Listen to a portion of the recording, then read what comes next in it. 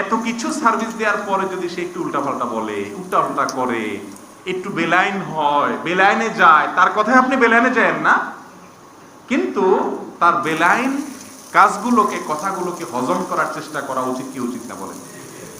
প্রিয় ভাইরা আমার, শ্বশুর বাড়ির লোকেরা সাধারণত আমাদের দেশে তো বিয়ে করলে সাথে আবার যৌতুক টৌতুক দেওয়ার একটা প্রথা প্রচলিত আছে। আজকাল তো চাওয়া টাওয়া লাগে না, বলা টলা লাগে না, এমনিই দেয়। যে ওই চিপায় মেয়ের বাপ অটোমেটিক পড়ে যায়, কোনো উপায় নেই, দিতেই হয়, খুশি হয়েই দেওয়া লাগে, এছাড়া কোনো উপায়। তার পেছনে যত ইনভেস্ট, যত খরচ, যত সময়, এগুলো সব ব্যয় করছে কে? মেয়ের বাপ মা, তাই না? আচ্ছা, এই মেয়েকে এসএসসি, এইচএসসি বা যত পড়াশোনা করাইছে, এই পড়াশোনা করাইছে টাকা পয়সা খরচ করে বাপ মা।